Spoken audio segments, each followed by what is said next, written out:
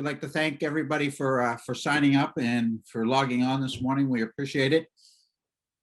A couple housekeeping chores as we go further forward into our seminars. Next week, we have a gentleman, Andrew Moses, who's a VP of Morgan Franklin Consulting, and he does a podcast, Everybody Pulls the Tarp. And Andrew had worked for a minor league baseball team early in his career, and that's where he came up with this idea for the podcast.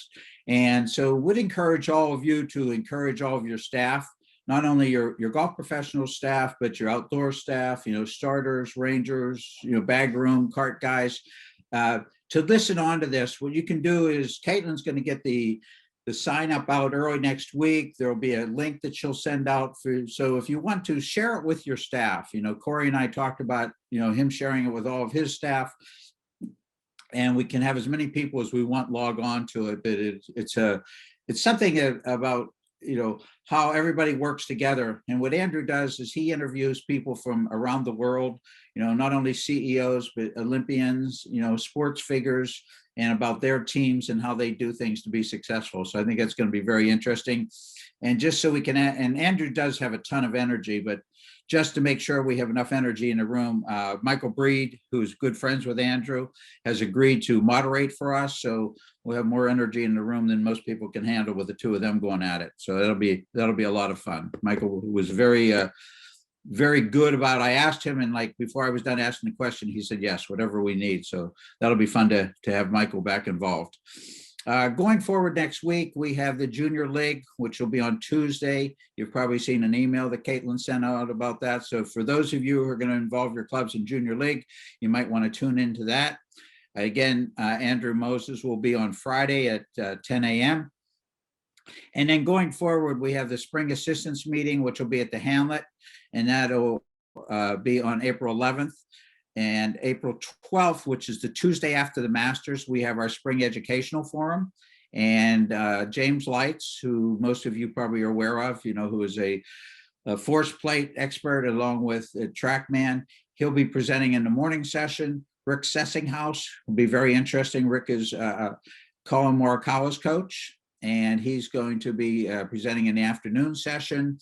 And then after that, there will be a reception and beverage of choice hour. So it'll be a full day. We'll serve a continental breakfast. We'll have lunch there. We'll have speakers morning and afternoon, and then a kind of a cool down. Spend some time, get to know each other better. Period. There at the end of the day, with some hors d'oeuvres and refreshments. So again, that'll be the Tuesday, April 12th, which is the Tuesday after the Masters. And then on the 20th, we have our spring meeting. Okay. And so that'll be over at the Brave Baron Country Club. So that's Wednesday, April 20th. So plenty of things coming up there. Very excited this morning to have Marty Jertson on. Marty lives in the desert out there in Phoenix. He's a PGA member of the Southwest section there. So it's always nice to have a fellow professional, and very unique in that Marty not only brings the talent of fitting and performance with his work at PING, but he is a player, as many of you know. He's competed here in the Met section in the PGA Championship, which was out at Bethpage, where Rob Labritz was in that field as well. And so he brings the player background as well as the expertise background. So Marty kind of straddles a number of things, which is, I think, pretty cool.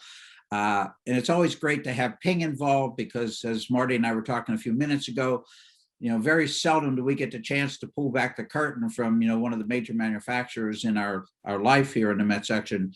So it'd be great to have that. And a special thank you to David Brotmarkle, who is our rep on Long Island. Everybody knows David out there, takes good care of everybody. So David came up with the idea and came to us. And so as much as I'd like to take credit, and Corey would like to take credit for being smart, we just kind of surround ourselves with smart people like David. Along with David, Dave Tobin is the regional manager of PING. And for those of you in Westchester and Fairfield, you're taken care of by Mike Corrigan. So it's really a great opportunity for us to learn. We're going to do some ball fitting. We're going to do some club fitting. We're going to have a queue going with questions. So if you have questions, put them in the queue. We'll make sure that we get Marty to answer them. So without further ado, please, Marty, take over. And welcome to the Met section once again. No, Thank you, John. I think it's, I had a great time. I think the last time we did an education event and I was there, it was in, I think, March of 2019 at Westchester. We did an event there and had a lot of fun. You know, I always enjoy, I have great memories, as you said, of Bethpage, and then playing in the US Open there at Wingfoot a year and a half ago was very fun as well. So it's I thank everyone's time for joining today. Hopefully, you know, my goal with doing these education events is to try to I think if each of you out there leave with just one piece of information, one nugget you can use in your club fitting or teaching, coaching, or playing yourselves, one little nugget that can help you out, I think I call that a win. If you get more than that, that's great as well. So that's kind of the goal here. Hopefully everyone, John, has seen my ping on the screen there. If not, let me know. Yes, you're visible. Okay, perfect. So just a little background, you know, my role, I was came up at Ping, working in manufacturing and then design, worked on a bunch of product designs and engineering. And in the last couple of years, I've kind of taken over and am in charge of all of our fitting and performance. So it's like all of our fitting tools and research and methodologies. So we're building a lot of tools, and ultimately what this slide is about is kind of paint that picture that, you know, we're doing a lot of research. You've probably seen a little bit of branding of what we're calling our headquarters, which is our test field, and, you know, our 3D motion capture system, our putting lab, our data scientist, our robot, our testing equipment that we have, our master fitters, everything we do at our headquarters at Ping. Here we see a picture of Victor Hovland on our 3D motion capture system, which we've just moved into our outdoor hitting bay, our launch pad there, so we can do 3D motion capture while the player's hitting the ball outdoors, not into a, you know, small confined indoor space. So that's been a lot of fun. We're capturing a lot of data, making some upgrades there, and today we'll talk a little bit about what we're doing on the ball side and ball flight, and how that can benefit you as well. So ultimately, we're trying to build all this information and pass it along to you, our club fitters and our accounts, to give you a lot of leverage. We certainly are aware that in your fitting environments, you know, you don't have you have time constraints and tool constraints. You might not have all the tools and tech, although tools and technology are growing, as we all know, and they're going to continue to grow. My kind of heuristic for that is, you know, generally what a tour player is doing now. I think, you know, all of us in the industry and even consumers will have access to about 10 years later. So I think we've seen that with launch monitors. You know, it was, you know, probably 15 years ago now that, you know, Sean Foley's walking on the range with the TrackMan, and now everyone's got one, and some consumers have them, and now there's lower cost launch monitors, and people have, you know, tons of people have launch monitors in their hitting bays in their garages. So I think that's that kind of trend is going to continue. You're going to have more tools and technology. That means you, as the golf professional, need to understand how to use all this data, because not everything that can be measured should be measured, and not everything we want to measure can we measure. And so I think that's an important kind of skill to have as a teacher, a coach, and a club fitter. Is, you know, what data do you use and how much do you use it? What do the numbers mean? And make sure it's leverageable and useful, and you're doing the right thing for your golfer. And so we're trying to help in this entire space, and certainly a lot of this information feeds our product design processes as well. So ultimately, we want to have the best product designs and combine that and stand at that intersection with the perfect club fitting. And that's behind our motivation, the motivation of our founder, Carsten Solheim, which is to help golfers play your best. That's our tagline. Obviously, everyone's seen that from Ping.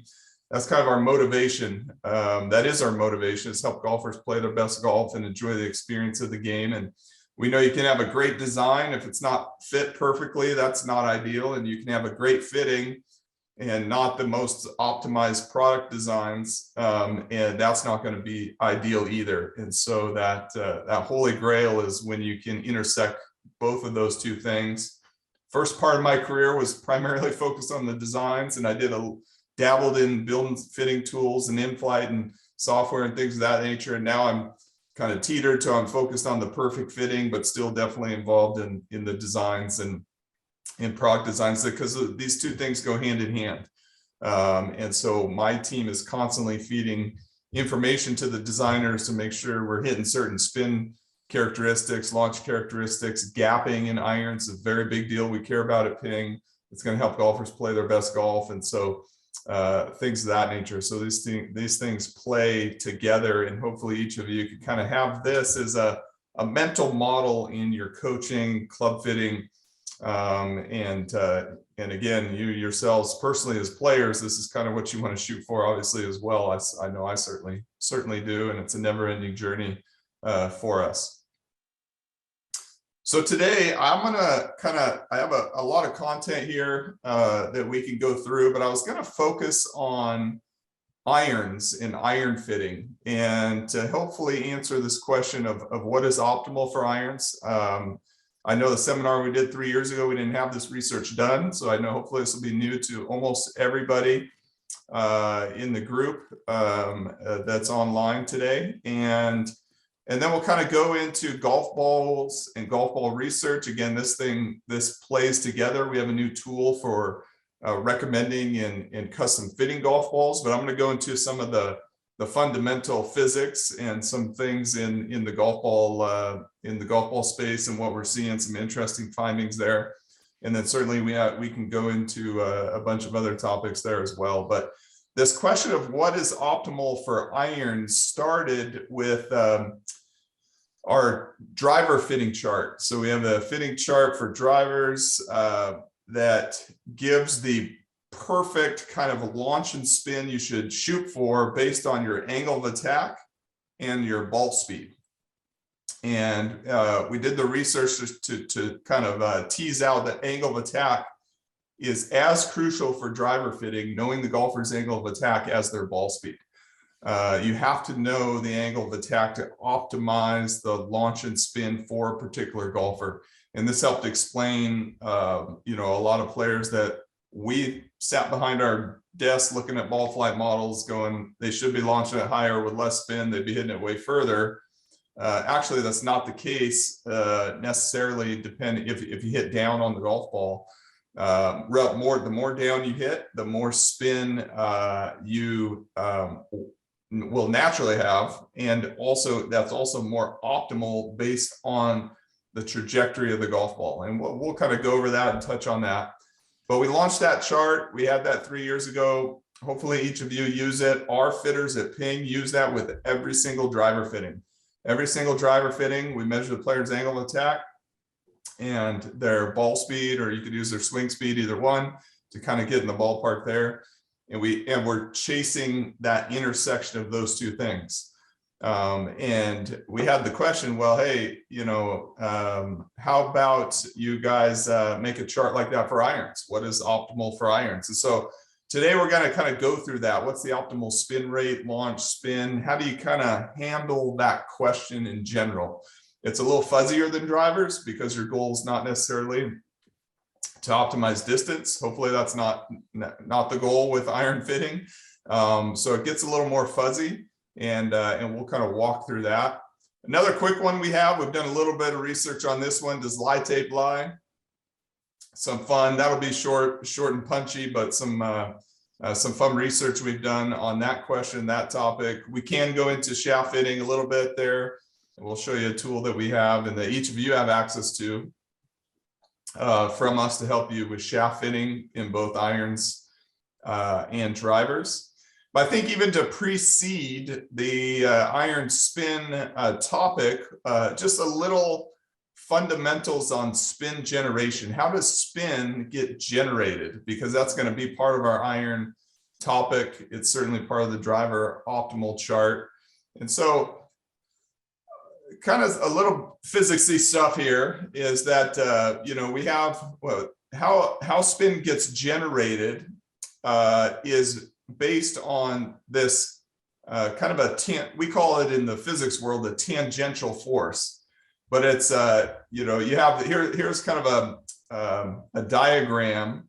You have the club traveling into the ball, and you have, when the impact occurs, you have a force vector from the club to the ball and the ball to the club. These are equal and opposite. Thanks to Newton for validating that for us and codifying that for us. But that's this big F here, this force vector. And then you can break that force into a normal force. That's what this N stands for. That's the normal force, kind of perpendicular to the club face. And then you have this tangential force here called F, and that's kind of for friction, the frictional force of the tangential force. And that tangential force that gets applied to the golf ball applies a torque on the ball. Okay, so that's a force times distance there. We get a torque on the golf ball, and that's what's going to impart the spin. And so turns out what happens during the kind of mystery of the impact interval, which is becoming less mysterious to us as we do more research here, is that that force is highly dependent on A, the speed, so the velocity of the club going in, and then B, the frictional components between the ball and the club. And that can change a lot. That can change a lot based on frictional properties of the club face itself. It can change a lot based on properties of the golf ball itself. These forces get magnified with speed or velocity. And then as we play golf, this coefficient of friction here can change drastically in different conditions. And so one of our goals here in product design is to try to minimize how much that frictional value, the coefficient of friction between the ball and the club face, varies while you play golf. That's a good thing. If you can keep that more constant, you have better predictability. Number one, and you will have a reduction in variation in different playing conditions. Why is this important in club fitting and teaching and coaching? Well, one is, for indoor, hitting off mats, indoor facilities, all you folks in the winter hitting from your indoor outdoor bays, that friction between the ball and the face, if you're hitting off a mat, you don't spray any water, moisture down there, it's going to be very high. You're going to have high friction between the ball and the club face. So you'll see things like spin rates on high lofted wedges being very high indoors. So typically your highest spin rate on your whole set, depending on the golfer's handling, delivery, spin loft, things of that nature, will be generally around a gap wedge. For some players, it can be a sand wedge. Some players, it might be a pitching wedge. But in a fairway lie, just nice, clean, kind of dry fairway lie, gap wedge is generally kind of where golfers kind of peak their spin. Then you get into a lob wedge, a 60 degree, 58, certainly a 64. That's why, for us normal people can't hit a 64 degree wedge. Is you start to get a lot of slip between that ball and the club face. That's why you see high speed players with a lot of handling. Phil Mickelson, Bubba Watson generally is the players who can be successful with the very high lofted wedge. You need a lot of speed to get that, so you have a higher normal force here to get that stick and be able to not have that ball just slip up the face. So indoor scenarios, you have high friction, but when you go play golf, you have a different coefficient of friction. So one thing, this is kind of a model of what happens when you change that coefficient of friction. When the friction, this mu value stands for coefficient of friction between two surfaces. When that gets bigger, you get a way bigger tangential force and a lot more spin on the golf ball. This is for a high lofted shot. I think, 45 degrees of spin loft here is what this simulation is based on. And then when you reduce that friction, this would be, so the mu of 0.3 would be a perfectly dry lie indoors. Mu of 0.1 is, let's say you spritz a little bit of water on that golf ball, or you go hit a golf shot on a dewy morning. You're going to reduce that coefficient of friction, and you're going to reduce that torque and that tangential force, and that's why you're going to get less spin on the golf ball. So I kind of show this for kind of background on what happens, the mystery of that impact. We are able to now model that and understand what's going on between those two things better than ever. And how do we use that? We use that to help design finishes on our clubs that get water and moisture out of the way during that impact interval. And that's very important because in nearly every golf shot you hit offside of a tee shot or a ball on a tee, there's always some degree of moisture or debris that have a high water content in the environment that gets picked up. And I'll show a few images and a few videos of that. So here's an example. Here's our i210. Certainly our new Glide 4.0 has this type of finish, but just a picture on a rainy day, you'll see all the water droplets on our clubs beat up, kind of like a Gore-Tex jacket or a Teflon pan. You put oil on it, and our finish that we use has a high affinity to repel water. So we call that a hydrophobic finish. You see this image that I had here was on a certain structures you see in nature naturally produce this effect as well. It's where the water gets very beaten up. It's called hydrophobic. It's the opposite of hydrophilic. So it's kind of like the water droplets are allergic to the finish. So this is a video of a pitch shot we filmed with our high-speed camera. This is a phantom camera at 30,000 frames a second. And this is a video of Stan Utley, where we put this ball on a preferred lie in the middle of the summer. It's about 110 degrees out on our driving range. And the grass looked like it was totally dry. We got some nice Bermuda out there in the summer. Preferred lie. Let's put the camera down there and let's see what's going on. So I'm going to put this on repeat. And you can kind of zoom in there and see he's kind of landing the club on the ground a couple inches behind the ball, maybe 3, 4, 5 inches. Pretty shallow angle of descent here. And if I play this one more time, I'll kind of pause it. That club's coming in right here already. You can see little pieces of grass being kind of chopped up.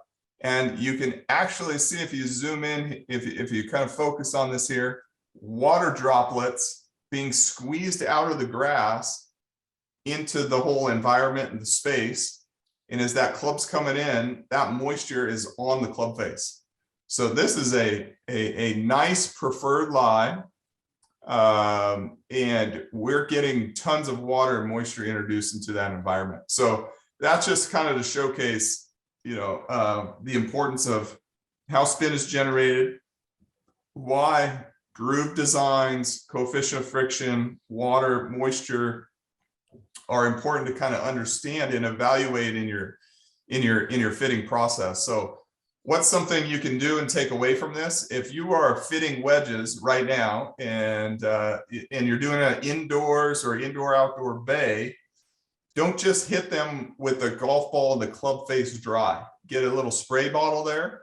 And if you want to evaluate the performance of wedges and simulate that coefficient of friction more towards an outdoor playing condition environment, go ahead and hit some with the ball dry and the club dry, but just put the golf ball down there on the mat, spritz it, and then hit a golf shot and look at the spin retention, the amount of spin that's retained when you introduce moisture and water in that environment. And that's going to give you an immediate indication of how good the finish and the grooves and the face technology are retaining that spin. And that's going to transfer into playing conditions like this on the golf course. I'll show one more video here. This is just to shows how much moisture and water kind of gets in there. This is with the ball drenched in this scenario here with an iron shot, and you can see how much moisture is being displaced here during that impact interval. So again, it's kind of fundamental on just spin generation, how that works, what are some of the factors. There's a kind of picture of that hydro pearl finish that we use that's hydrophobic, so the water droplets kind of beat up a very easy thing for you, each of you to test. Go to your you know, your bay after the seminar. Get a spray bottle out, or just dunk the club in a little bucket of water there. Hit some shots. You got to be careful with this. If you do that, be careful. You will, if you do it with a 60-degree wedge, you'll launch the ball extremely high. So we actually had that problem when we did this in our Enzo room. Is I've got launch angles because the ball's just slipping up the face, not gripping at all, for a club that doesn't have good hydrophobic properties. We'll talk about this with golf balls when we get there in a little bit as well, that balls have different properties like this as well. So that's another thing you can do. You can take one wedge, spritz and spray different golf balls and evaluate how much spin they retain in different environments, because golf balls can have different flyer, we kind of call it for short, different flyer prevention characteristics and properties to it. So we've seen this manifest. Okay, Marty, that sounds all good and great, but what does that mean on the golf course? Well, we actually did a chipping test here out of the rough with our wedges that have these hydrophobic properties and groove designs that are intended to kind of get a lot of moisture out of the way, or grooves will space a little closer together. And we even removed the paint field from the bottom of the grooves in our last few glide families. What does that mean? Well, you take it out on the course, you can see how much tighter. This is with a 100-player test that we did with shots out of the rough and out of the bunker. But the shots out of the rough, you could see have a much tighter front back dispersion density than a competitor wedge without those properties to it. So it definitely manifests itself in improved friction, improved consistency of friction, and tighter stat areas to the golfer. So that's kind of the spin generation side of things. So that's just a little bit of fundamentals, because as we talk about iron spin generation, what's optimal is kind of where we're navigating to now. So this was the chart I mentioned, that the driver chart that once we launched it, we've had a lot of our fitters love this chart. Our reps use it in all of our fitting days, kind of the #1 thing. A quick refresher on this chart, or one thing, maybe a new way to look at it for those of you that have been using this chart, is that you can kind of think of using angle of attack for your golfer to fit their spin rate. And I'll explain that here. So if you go to down 4 angle of attack, let me get my pointer out here. Hopefully each of you can see that. If you go to down 4 angle of attack, once you get up to about 110 ball speed, 120 miles an hour ball speed, the optimal spin rate is in the 2900 category, plus or minus 50 RPM. If you start going over in this angle of attack columns here, you'll see the spin rates stay pretty close to the same. Okay, so if we go to level, it's 2400 to 2600. If we go 4 up, now we're going to be closer to 2300. If we go to 6 up and 8 up, it gets to 2100 and 2000. So one way to use this chart, or even to just think about fitting or explain it to your golfers and your customers, is you're going to use angle of attack to fit spin rate, and you're going to use ball speed to fit launch. That's kind of a new way to maybe think about interpreting this chart and using it. So the question we got asked is, hey, can you make that chart for irons? What is optimal for irons? Like I said, it was a little fuzzier topic for us, because if we wanted to have a chart that maximized distance in irons, you would just use our driver chart. You just keep going down in loft until you got these launch conditions and hit the ball as far as possible. That's not necessarily the goal with irons. In drivers, it was easy. We wanted to maximize distance. At least from a ballistic standpoint, obviously being mindful of dispersion and those things is important, and we can certainly talk and go into those ratios. But what is optimal for irons was a more challenging one for us to think about. So we kind of dug into our testing database that we had to help us set proper expectation for irons. We make 7 irons as our fitting clubs. I think a lot of most of the rest of the OEMs use 7 irons as fitting clubs. So we said, okay, let's use 7 iron, make it easy all around. And we use this in our ball fitting app as well. So We're doing more and more things. If we know your driver and 7-iron launch conditions, we can kind of tell a lot about your set design and set configuration, how you're going to hit all those clubs in between. So we chose 7-irons. We're going to use our big player database here that we have at the PING Proving Ground. So we have close to 20 years of data now of launch monitor data with our weather station. We know which golf ball was used. We know the temperature. We have a lot of players that hit a lot of different shots. We know which club they use. So we have a lot of data that we can mine. This is all off outdoors, hitting off pretty good turf. And we just want to start exploring the data. So first of all, we wanted to plot ball speed versus club speed. As expected, we get a pretty linear, nice, tight correlation here. The shots that fall off or shots that aren't hit as good or solid by the player, but that makes sense. Then we started plotting vertical launch angle to club head speed.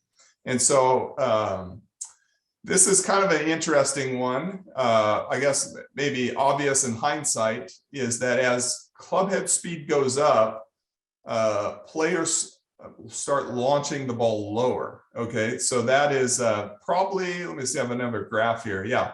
So here's another way to look at that same data is we slice this into different club head speed groups. So the slower club head speed group that's generally not as skilled of a player is going to have more of a spread in their launch angles. And they're going to overall, the peak here, you can see their average launch is closer to 19 or 20 degrees, where the faster club head speed players average launch, if we go back over here, is going to be down closer to 15 degrees with a 7-iron. So that doesn't mean that the ball is flying lower, however, because initial launch is just one component of the trajectory. And in irons, ball speed, number one, and spin, number two, are bigger levers on the peak height of the golf ball than vertical launch. But this is kind of an interesting thing, again, maybe obvious in hindsight, that better players launch the ball lower, probably because of a little bit more handling in their delivery, number one, and number two, going back to the friction and how spin is generated and forces between the ball and the club face. You just have a higher force, and so the timing of the ball on the face is going to be as such, and the ratios of the tangential force and the normal force, that the initial launch is going to be lower simply because of the speed. Okay, so it's both speed and probably 3D delivery of the club that's driving an initial vertical launch angle being lower for higher speed players. So kind of another way to look at it here, bigger spread on launch and higher average launch, closer to 19, where the faster players closer to 15 on average. Again, then you can see the bands there. Those bands are important as we set expectations for, well, what is optimal for iron, launch, and spin? Okay, so that we looked at ball speed to club speed. We've looked at club speed to launch angle. Now here's club speed to spin rate. So obviously this is pretty messy data. We got tens of thousands of shots kind of in here, but we can mine this and say, okay, as club speed goes up, spin rate goes up. I think that's pretty obvious, but we get this nice little linear trend here. And we can also create different groups or different buckets here that show how much it goes up. And so, I think one of the big things in my mind, and before we kind of dig into this data, maybe didn't put a lot of critical thought into, well, what is optimal for irons? And, I think I had, worked with some fitters and, heard somebody say, optimal spin in irons is 1,000 times the club number, right? I think probably each of you has heard that at some point and maybe even used that. 7-iron spin should be 7,000. Well, why is that? Is the question, or is that even possible? And so all this data here is kind of based on contemporary lofts and club designs and golf ball and things of that nature. We will have to evolve this over time. There's certainly no doubt about it. As balls change, clubs change, dynamics change, and the flexure properties of different iron models change, or frictional differences change. We'll have to evolve this data and our expectations here. But this is kind of what we're seeing, is that for a high speed player, a high spin rate in a 7-iron is certainly, if you're spinning a 7-iron at 8,000, you're in the tip of the tip. And I think one of the fun things here is if you're a low speed player, getting your 7-iron to 7,000 is not impossible, but it's almost impossible to get your spin that high based on the speed. So if you're using 7-iron spin 7,000 for a slower swing speed player, you're probably not going to get there, just based on the speeds, the modern day golf ball and the spins and the friction. So we can kind of set these expectations here. We see that spin rate goes up with speed. And so what do we do with all this information? Then we can look at landing angle. So what is important here? And I think this is where we got to was, okay, maybe we don't try to optimize for distance. Maybe we can have different height characteristics that we give a tool for you as our fitters and as coaches to understand trajectories and irons. And that's when we started plotting landing angle. So remember, higher speed players launch the ball lower, but look how much steeper they get that golf ball to land. Again, obvious in hindsight, but if you have more club head speed, you're going to hit the ball higher and land it steeper. And that's part of why gaining club head speed is a meta skill and very important. And it's going to benefit you in your iron play, in addition to just driving the ball further off the tee. You're going to be able to hit the ball higher and land it softer on the green, especially when you get in those firm, tough playing conditions. So, but not everyone's goal in fitting is to hit the ball higher. Not everyone might need that, depending on your conditions, windier conditions, breezy conditions, golf course conditions, how you deliver the club to the ball. But again, we're kind of building this story here that we can kind of have different landing angles and have that be an optional thing for you as the fitter. Again, here's kind of looking at that 45 degrees plus for the high speed players, but landing angle down that 60, 70 mile an hour range is more in the 35 or a little bit sub 35 on average. And you can see those distributions change for those different club head speed groups. And again, kind of another visualization of it. So ultimately what we did is we said, okay, we got all this data, we got ball speed, launch and spin of what's possible. We have the net result of what that turns into from a landing angle standpoint. How do we make a tool that each of you can use in your fitting environments?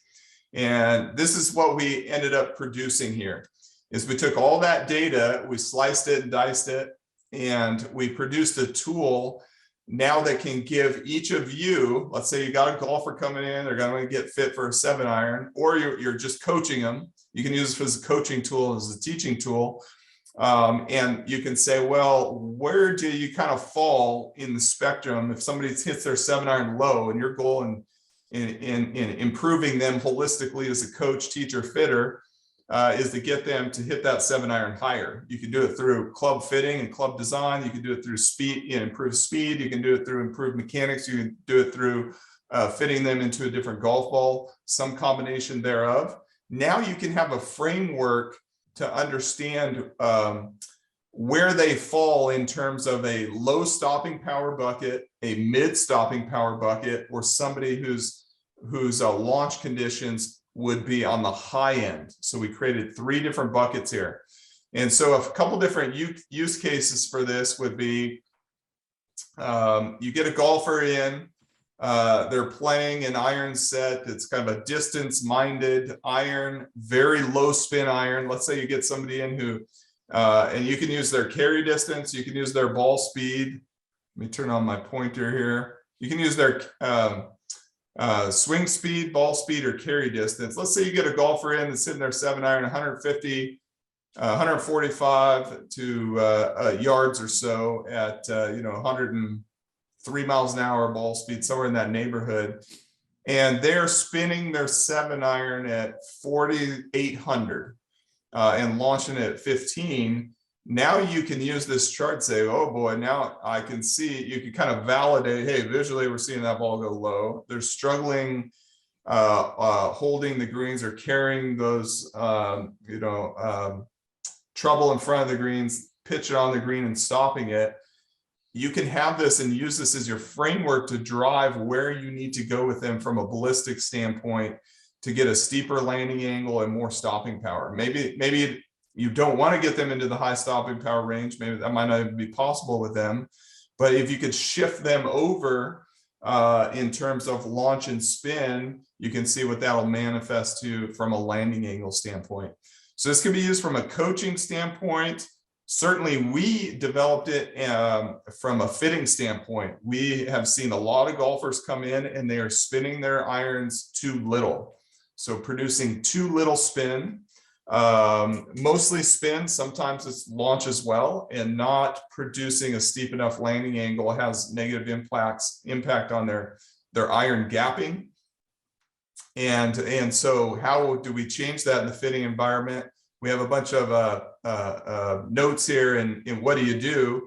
Certainly change iron model is a big one to a model that's going to generate more spin, have more face flexure that's going to launch the ball higher dynamically. That's where you go into shaft type, flex, and length. We have options at PING to customize the loft. So just like we have the ability to build every set with custom line angle, while we're on our digital loft and line machine, we can build some of our sets with what we call retro spec, which is a more relaxed loft. Obviously, it's going to add a little bounce to the club as well. Sometimes that can be beneficial, but it's something to be mindful of. And power spec, which is a kind of strategic de-lofting of the club. So certainly some of our models will fit a player if they're in the high speed, high stopping power category. They fit really well into a certain model, but we want to bring them into mid stopping power. That's when you can use our power spec. Some of our models, if somebody's teetering on the low end or mid end and they want to fly the ball higher and need to land it steeper, we will use our retro spec to increase launch and spin. And then certainly, which is our next topic, we can use golf ball. If you're doing the best you can and they're still kind of teetering on low mid stopping power and they need a steeper landing angle, then we can kind of bring in and use golf ball to help steepen their landing angle and give them a ball that flies higher. So that's how golf ball kind of plays into using this chart. So I think another finding here is that certainly please do not use 1,000 times the club number as your optimal spin for all players. That might be true if you kind of look at this chart here. If you want to get somebody to kind of mid-high and they hit their 135 miles an hour ball speed or more, then certainly 7,000 is kind of in the middle there. This is kind of tour player ballistics and tour player range for 7-irons. I know I'm kind of a high-ish spin. I hit my 7-iron as I picked up a bit more speed in the 74 to 7,500 range, and I like that. I have the ability to bring it down if I need to, and that's advantageous in certain tournaments and certain playing conditions. But certainly that kind of using what's optimal or what's a good range for a high-speed player. As you go down in speed, they're just simply not capable of producing that much spin. So now this chart can give you some of those optimal ranges. John, do we have any questions there on the iron spin stuff we want to take? One of the things that I was wondering about here. So if you get stuck with somebody who just can't generate any more club head speed, right? Their fitness level is not going to allow them to do that. They're not going to work out. They're not going to get stronger. They're not going to put on muscle. So then your move as a fitter would be to go to different models, different shaft flexes, and possibly loft changes. Yeah, and then golf ball. So yeah, that would be kind of the options there, and shaft length, could certainly play in there as well. To help get them a little bit more club head speed, but you got to be mindful of the trade-offs there, obviously. Yeah, right. Because as you well know, a lot of times a lot of our professionals are dealing with their members who might not be the most fit people in the world. Yep. Time restraints. They're not going to get any stronger. It is what it is. Yep. And so you got to kind of circumvent that physical situation with equipment, and that's where the good fitting comes in, obviously. Yeah. Good. Yeah, absolutely. So here's a few things on the Loft, kind of trajectory differences with our power spec. You know, you're going to kind of increase ball speed, yeah, mile an hour. Our power spec and retrospect varies based on our different iron models that we offer it on. But power spec is, you know, about a mile an hour ball speed, 7/10 lower launch, and about 300 RPM reduction in spin. And then our retro, and I think these numbers are based on our I210. Oh, let me back this up. Is about 1.2 miles an hour, another degree of launch, and 420 RPMs more spin. So certainly this is kind of something you can use in conjunction with this kind of landing angle iron. We're kind of calls our iron stopping power chart. And again, our fitters at Ping and here at the Proving Grounds, we use this with every iron fitting, you know, just to kind of understand where the golfer is at and help us figure out, okay, what is going to be good for them, you know, based on the interviewing them and knowing where they play, what they struggle with. Do they play in more windy conditions? Are we fitting a golfer from Denver? That's going to influence what we do with the launch and spin. We're going to want to definitely trend them into the mid to higher stopping power standpoint based on their environmental conditions. So those are all certainly factors, and this is going to help influence what we do with the golf ball recommendation as well. Marty, when you're taking into account changing lofts, making them stronger or weaker, yep. You know, Paul Ferrone, who you know is one of the top fitters in our area here, he was wondering, are you taking into account the attack angle before deciding on these lofts being stronger or weaker? Yeah, that's a great question. I think I did mention that it's, you know, kind of a one-to-one. Obviously, as you relax or decrease loft, you're going to have that one-to-one ratio of the impact on the bounce. And so that's where, you know, I kind of talked about this kind of myopically focused on, you know, on launch and spin and understanding landing angle, but that would certainly come into play in terms of what you would want to do from a bounce standpoint and in a sole design standpoint for the golfer. So certainly maybe if somebody is steep, they take big divots. I know a lot of the courses up there have the beautiful bent grass fairways, very different than here. And if somebody is high spin, and you might tend to maybe, hey, power spec their clubs, you're going to reduce the bounce. That may not be the best thing, or for that golfer, it's something to certainly be mindful of. So we don't use the angle of attack to help understand the spin necessarily in irons, again, because we're not trying to maximize distance, unlike the driver. That's why it's not in our equation here, so to speak. But definitely something to be mindful of on a bounce standpoint that could be beneficial to your player, or it could be detrimental. So something to be mindful of, but it's mostly from a turf interaction standpoint, John. Okay, so Marty, if you would take a moment, could you explain to us, like if you had changed the loft, like if say you're changing loft on wedges, you know, I got a 56 degree and I make it a 58 degree. What's going to happen to my bounce there?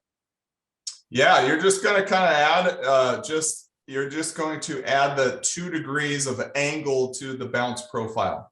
And so again, that can be advantageous. Certainly we have a lot of tour players that will take a 60 and bend it to 58 and not even have to touch it from a grind standpoint.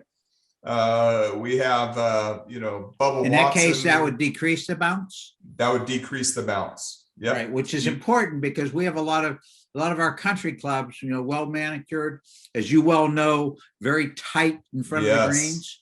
Yep. So we got to be careful when we're obviously, you know, adjusting those lofts. Yep. And again, that can be if you know how it's working and how to leverage it, it can be advantageous, right? So if you're adding loft, you're adding bounce. If you're decreasing loft, you're decreasing bounce. Yes, absolutely. Okay, good point. Thank you. Yep. Absolutely. So if anyone wants to read a little more background on this, quick plug here. We have a blog where we've launched on ping.com. You go to ping.com, click on blog, Ping Proving Ground blog. We're putting some of this more longer form kind of background and research. Exactly what we just talked about today is in an article there. stop it like a tour player, which is, again, just to give some of the background on the data and how we arrived at creating this chart, and why hopefully this chart helps each of you to understand, what is a good spin rate in irons, or what's the impact of changing spin rate in irons, and can be useful from both a fitting and in a teaching standpoint, or you can use it again. I like building tools we can use for ourselves, so you can use it on your own game and making decisions. How do we feed that into our design world? Well, we've seen very low spins. It's something we don't want for our golfers, all of them. We see a lot of our customers, some of our customers need lower spin, absolutely. But not all of them. I would say the majority that we get in and see, we're trying to help them hit the ball further. We're building technology. If somebody can hit an 8-iron instead of a 7, that's advantageous. They get better forgiveness through the 3D impact vector if you're hitting a higher lofted club. Okay, so that's advantageous. We're not against having irons go far, but we don't want them to go far and low. We don't want them to go far with bad gapping issues. And so, our clubs have technology. What you see here, we kind of call this diving board effect, where the top rail, this is a GIF here showing how the face flexes for a kind of standard club head speed customer with the G425 iron, how the face flexes during that impact interval. Really cool that you can see the top rail relax back while the ball's on the face. And then when the ball leaves, that club has effectively 2 degrees more loft on it than it does statically. So this is really cool. It's a way that we can get both ball speed and increase height through increased launch angle at the same time. So iron faces, some of them, we design the face to move and flex. Now, as maybe as me as a precision tournament golfer, this might scare me. I'm like, oh no, I don't want the face to be flexing and doing those things. And so we make different irons for that. That's why we make the I-59 and our blueprint iron, which are solid. So, this is our I-59 iron. All that kind of orange area you see on the inside is a shelled out piece of aluminum that if that were steel, it would weigh 45 grams. But because it's shelled aluminum, it only weighs 16 grams. And then we can have that face be solid. There is no deflection during the impact interval. So that is absolutely not a hollow body iron, and that face stays very stable. And that's what the blueprint and the I-59 are designed to do. But we can save all that weight from the inside so we can get higher inertia. So you can have a high inertia. The inertia on the I-59 is as high as the I-210. Which is still a little bit mind-boggling, but it's because we have that solid aluminum or shelled out aluminum in the middle. But then we can design that face to be solid. So we make different models that have different flexure properties based on the goals. So I-59, I-210, and the blueprint have the face design that's a bit more stable. The 210s kind of move a little bit and activate that elastomer. That's why they feel kind of soft and muted, a little mushy, I guess you could say. I use some slang words there to describe those. And then our other iron bucket up here, 710s, 425s, the new I-525, those have a bit more face flexure to them. And the 525 has more launch and more spin than its predecessor in the I-500. So that's a really fun iron that produces high ball speed, and it's going to give you more spin stability, and steeper landing angles than its predecessor. Still going to be lower spin than the 210, so we're going to have a great fitting option there. But certainly that's how we're feeding in what we're doing on the fitting side, understanding spin rates. We're feeding that right into our design world. And we're weaving those things together so that we have a lot of options here to go to in using that chart and fitting what is optimal spin for different players. I'll cover kind of one other quick thing on irons here. The question of, does lie tape lie? Is another one that I kind of if I didn't know any different, this like smash factor, it sounds cool. It's a cool tagline. Does lie tape lie? And so we actually questioned ourselves a little bit on this. Does it lie? And so we've always had this in our staple fitting material.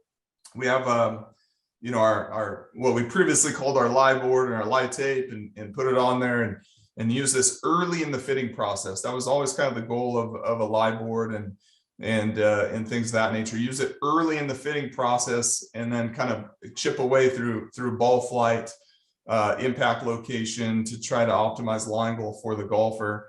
So we actually did the test. We said, okay, does this actually lie or not? We took clubs into our 3D motion capture system, that system you saw Victor on there at the outset, and we put diagnostic tape, or lie tape, we previously called it lie tape, on the sole of the club, and we looked at the app. So our 3D motion capture system is the closest thing we have to the gold standard, so it's 720 frames a second. We get a really good picture of the dynamic 3D dynamic absolute lie at the impact event.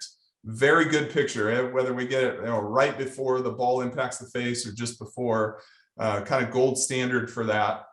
And we plotted absolute delivered line goal on our 3D motion capture system versus where the golfer marked on the tape. And certainly we got here a really good correlation. So R squared of 0.71. Does that mean it's a perfect indicator? Absolutely not. We do have some outliers there that you see if a golfer is very like kind of left swing direction. You can get some of those quote unquote missed marks there with the lie tape. But our conclusion from this is that lie tape certainly does not lie. It's certainly not lying because you get this great correlation. But that being said, this comes with a lot of caveats. It doesn't mean you should fit final angle based on lie tape. We still support it. We still are fans of using it, but use it early on in the process. So just kind of, and certainly now a lot of launch monitors are getting better at measuring line goal. The radar-based systems are not there yet. So tread cautiously with a couple things there on the radar-based systems. One is smash factor on drivers.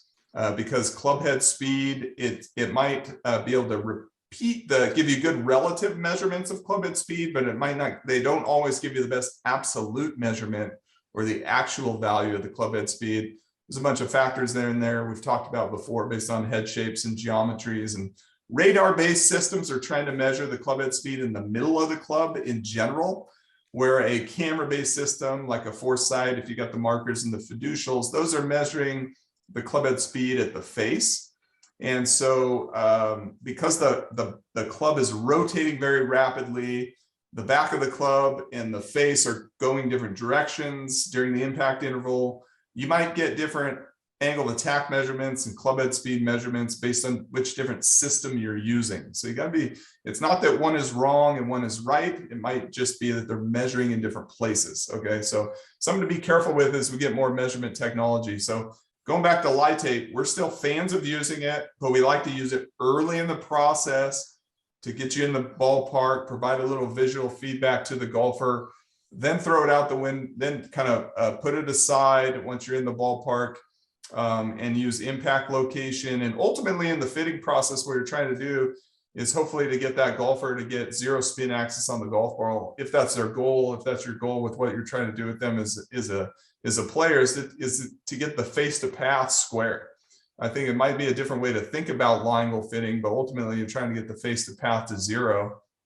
If that's the goal of what you're trying to do from a holistic golf improvement with your golfer there. So lie tape does not lie, but it can be misleading and it can be misinterpreted, I guess is our conclusion about lie tape. We've seen some fitters like to use a line on the golf ball, so Sharpie mark on the golf ball, and look at how well that's lining up, leaves an impact on the face, and see how well that's lining up. That is certainly fine. I think it gives you a nice visual display, but the one thing to be careful, if you are doing that, you have to be very precise about how you place the golf ball. If you're off by 1 minute on a clock, that's 6 degrees on the alignment of the line. So you just have to be careful there. If you don't put that golf ball down perfectly perpendicular to the ground, you're kind of biasing that result from the outset. So certainly nothing wrong with that approach, but you have to be extremely careful getting that ball vertical if you're going to kind of use that approach. So that's a few kind of nuggets there on iron fitting. Hopefully helpful for everybody. John, any questions there on irons we want to pause on? Yes, and I'm not sure whether you can speak to this or not, but at PING, do you have a preference for which systems you're using to fit with? From a launch monitor technology standpoint? Yes, sir. Yeah, it's just it's going to be a never-ending question. Certainly on the research side, we use both Foresight for the face and TrackMan for ball flight.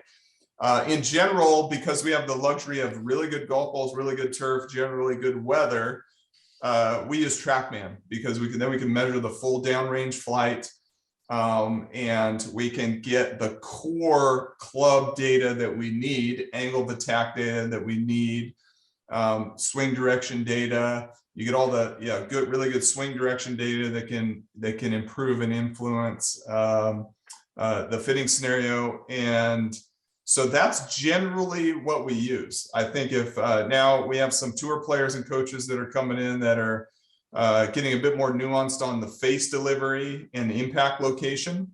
And in those scenarios, we will use a Foresight with the markers and get more quantitative. I will say that with TrackMan, we do not allow our fitters to kind of use smash factor in general. And we don't promote that. We do not use the dynamic line goal at all. That's certainly not something, it's certainly something that's not even close to being precise enough to use for recommending a line goal for your golfer. So you got to be a little bit careful with some of those measurements. TrackMan and the other companies they are definitely working on improving those things. So because I say that now, doesn't mean with a new software and firmware update, they may get way better. But we just kind of tread cautiously on a few of the club metrics. Face impact location around the face is getting better with TrackMan and providing some nice visuals. So occasionally we'll use that, but not with 100% certainty that that's the actual impact location, but certainly that can be valuable. The heat maps on impact location around the face, and certainly TrackMan, I don't know if many of you have seen it, but they have a new strokes gain number that they're building into their environment, which is a lot of fun. We are fortunate to have our own software that we can do some post-processing of our ballistics data and assign things like strokes gained and bring strokes gained and game-like fitting into the fitting process. But that was kind of a long answer, John, but in general, because we're outdoors, good golf ball, good weather, low wind, we're using TrackMan. Occasionally we'll use Foresight if we need to, or for wedge delivery data. But so you're still considering those to be the two best systems in the marketplace? Yeah, I think for kind of premium fitting, I think certainly there's a lot of technology that's getting better and better from a launch monitor standpoint at a lower price point. So, FlightScope Mevo Plus, pretty good device for the price point, and being able to measure spin and some ball data for a near field radar device. That is a very good unit for a $2,000 price point. So I think we looked at that at the show, and I was impressed by that. Yeah, for its price point, it's really good. And they just added swing training mode, which is nice for speed training stuff, over speed training. They just added it, so that's really good technology. We're evaluating all of them. I think there's the new whole full swing unit. Our jury's still out a little bit. We haven't completed our testing on that. The little Garmin device. I think it's to kind of, break it into the consumer level, and then there's kind of the tier of fitting level, which for fitting the lower price point radars, the most important thing is, can it get spin rate well, and can it get spin axis well? And that's where kind of the TrackMan Foresight are really good at both of those things. The Mevo Plus category would be in the space where you can start to get pretty good spin in most scenarios. but maybe you lose a little bit of resolution with the spin axis. And again, it's because it's a short near field radar, so it's only getting the ball flight for a certain distance where, you know, TrackMan gets it down all the way till it lands, regardless of how far you hit it, and it can get a better picture of the spin axis. Good. Thank you very much. Yeah, great question. All right, should we do a little ball fitting? Why not? All right, so golf balls are very fun. So at Ping, we used to make balls, as you know, John, you got one there in your office. I do. And so we've tested balls for a long time. When Launchmeyers first came out, we made our own fitting software called InFlight, and within InFlight, and now a lot of the Launchmeyers have this in their settings. You can say, okay, I'm fitting with this ball. I want to know what it's going to do as if I hit this ball. We even had floater golf balls for some of our accounts down in Florida that had a limited flight or ranges where you hit into, not limited flight. I think they were limited flight, but by accident, but the floater golf balls, and you could convert that into, okay, what would that do from a trajectory standpoint if I hit a Pro V1 or a premium golf ball? So we've tested balls for a long time, but for the last 10 years or so, we didn't use any of our ball data. We tested them. We've been finding some very interesting things working with our tour players. For myself and my own game, I've been very intrigued by this. And in the last 10 years, there's been more and more diversity in golf ball performance, more options. And so as there's more options and more diversity, we need to know, we're producing all these charts with telling each of you of our fitters, go chase this launch and spin perfectly.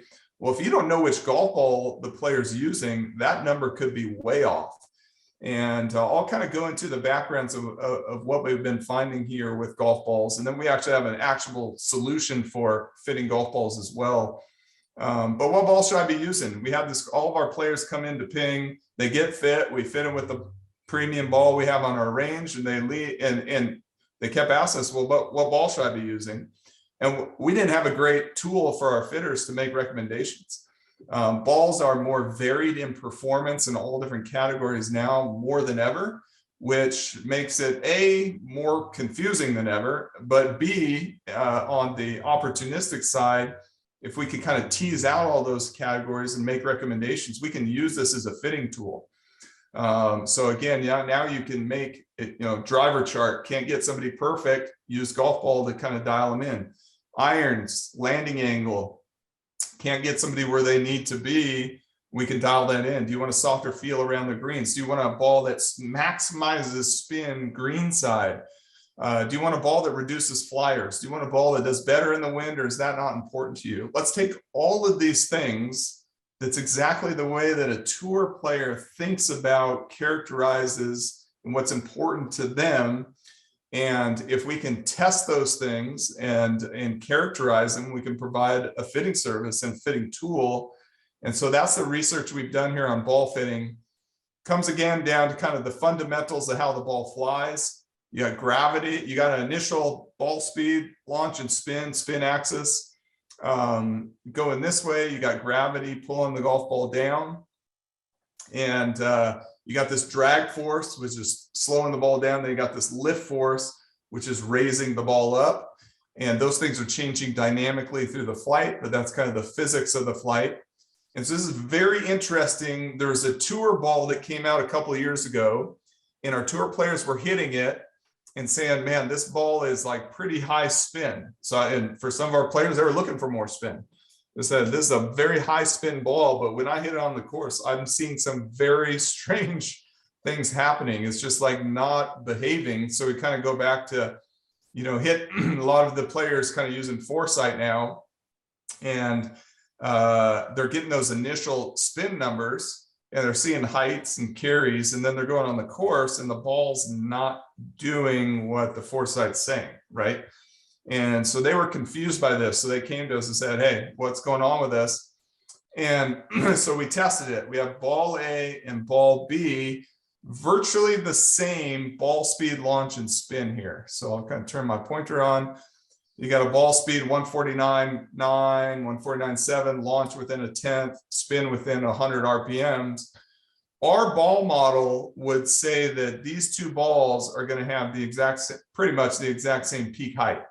Right. And so what we see here when we measure, we have the capability at PING, and I'll talk about a little bit, to measure the downrange coefficient of lift and the downrange coefficient of drag. So this ball A, the first 100 yards of the flight specifically, and even down the whole flight, has a much lower coefficient of lift. This has to do with the aerodynamic properties of the golf ball. Ball B has a much higher coefficient of lift. And so when we, let's see next here. Yep, when we measure the actual peak height, ball B flew 10 feet higher. Even though these two golf balls have the same initial launch conditions, ball B flies 10 feet higher, or 9% higher peak height. So for context here, that would be like taking the same two balls and changing the spin by about 350 RPM. That would be like going from our G425 max driver to our G425 LST. So balls can have drastic differences in aerodynamic properties, and you will not see this in an indoor environment. You will not see this on a launch monitor that's measuring only the initial conditions. Okay, this has to do with the aerodynamic properties. So if you're testing golf balls indoors, you are not getting this aerodynamic component. You're only getting half, which is the changes to the initial launch conditions. And that can certainly happen. We've seen big differences in initial ball speed. On drivers, we've seen between the min and max ball speed and balls that we've tested right now is about a 4 to 4.5 mile an hour difference in initial ball speed on a driver. Yes, that certainly makes a big difference. But then also this aerodynamic piece where you can have different golf balls that change that peak height. So, you know, we saw this and we were a little frustrated. So just to kind of crack the code for everybody, the ball A here is a tour only Pro V1 right star ball. So a bunch of our tour players are like, oh, I need more spin, I'm going to play the right star. And then they go play it on the golf course. Their launch monitor is telling them it's high spin. They go play it on the course and it's flying very low, lower than any ball they've ever used. And so that's may seem confusing, a high spin ball that flies low, but it has to do with what's going on here aerodynamically. Conversely, you can have a low spin ball that flies high.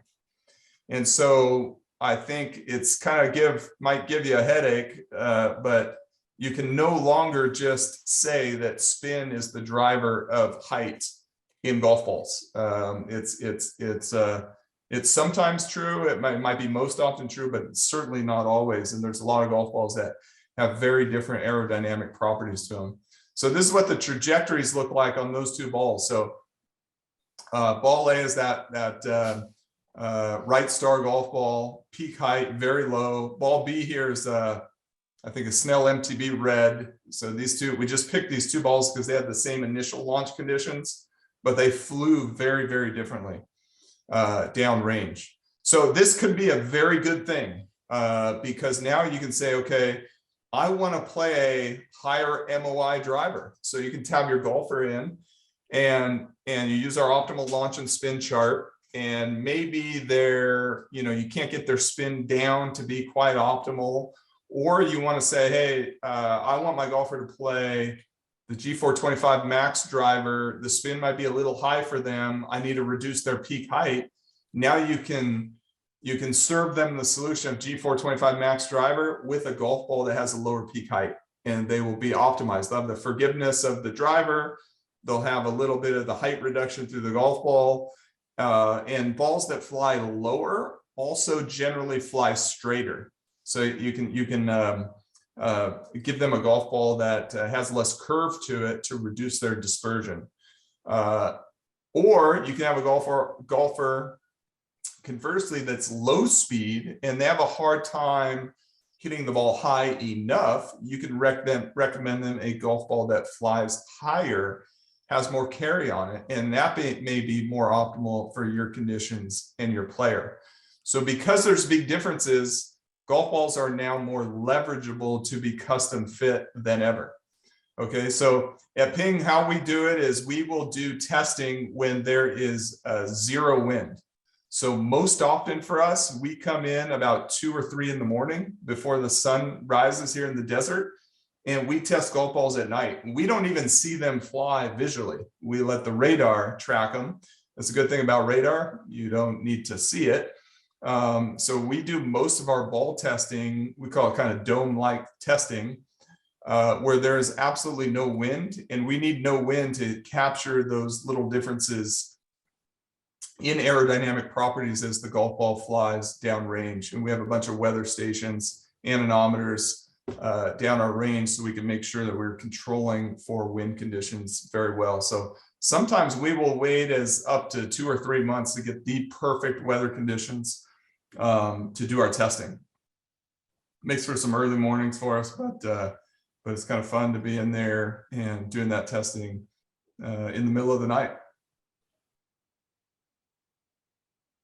Okay, so as golf balls have different aerodynamic properties, then we can do things like determine how golf balls do comparatively speaking in different wind conditions. Again, if a golf ball based on their aerodynamic properties, now we've tested all balls on the market, kind of premium balls on the market. We basically have a ball model for every ball. And so you can feed into our tool, and I'll show you the tool here shortly, different launch conditions and get comparative analysis if performance into the wind is important to you.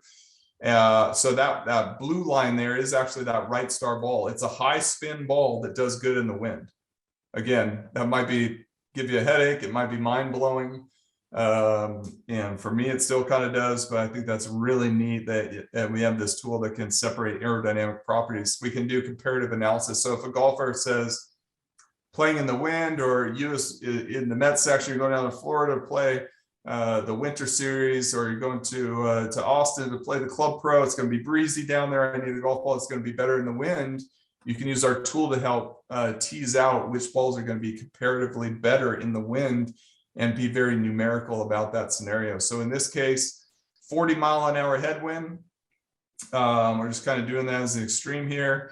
You can see with ball B goes 2 yards further, 2.7 yards further with no wind, but it goes 13.1 yards further into a 40-mile-an-hour headwind. If you threw a 30-mile-an-hour headwind, that'd be about 10 yards further. So a very big difference in wind performance, which I think all of us as golfers have kind of experienced, but now we can codify that and make it very golf ball specific.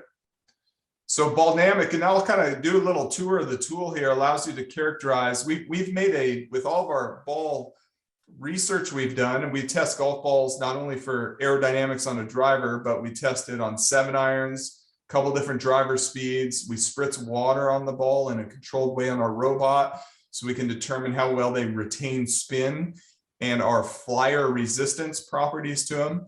We test them at very low speeds, so we can do chip shots and match the dynamic delivery and the spin loss coefficients of frictions you get with short game chipping.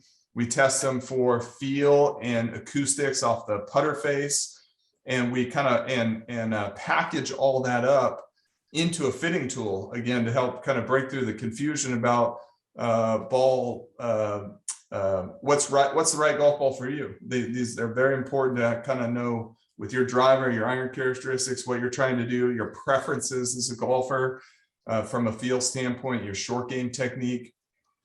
So Balldynamic is our solution. So I'll kind of go and give everyone a little tour of that at ballfitting.com. If you pull that up on your browser right now, you can check it out, but it allows you to characterize aerodynamic performance.